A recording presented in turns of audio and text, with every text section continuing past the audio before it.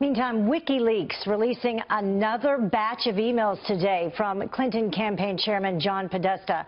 One email chain revealing how Clinton aides came up with a strategy to turn over her private server to the Justice Department. This, as we learned that Ecuador's government temporarily shut down internet access for WikiLeaks founder Julian Assange.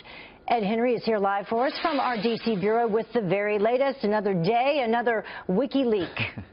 That's right, Heather. Good to see you. Interesting. Well over 10,000 emails now that have been taken from John Podesta's personal email account, of course, the Clinton campaign chairman. What's fascinating today, and some of the emails leaking out, would be the strategy that the Clinton camp was trying to employ behind the scenes in the summer of 2015. August 2015, you remember that infamous news conference she had where she said, when I asked her about whether she had wiped the email server, she said, you mean with a cloth? Around that time, behind the scenes, we can now see from these emails, the Clinton camp was mulling when to turn over that email server. They proposed a statement in one of these emails to say that they had turned over a lot of emails to the State Department and were now giving that department her server as well. Well, Clinton's personal attorney, David Kendall, raised a red flag and said, no, we're not giving it to the State Department. Quote, the statement could be read to imply we turned over the thumb drive and server to the State Department, which we didn't. There they go again, he said, critics would say, misleading, devious,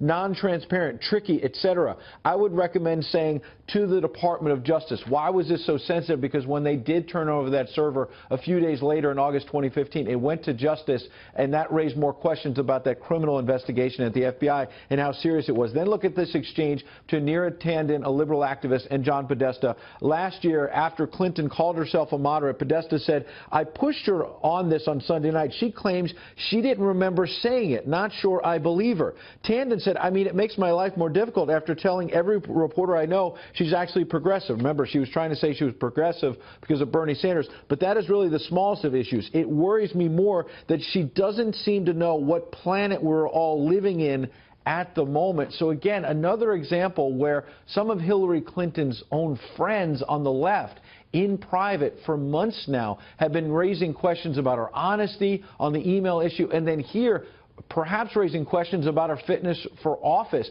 Did she really remember even saying that she was a moderate and not a progressive, and what is going on with her behind the scenes? Fascinating emails dribbling out about this campaign in real time, Heather. Is drip by drip. Fascinating stuff to see how things work behind the scenes. Thank you very much, Ed Henry, live for us.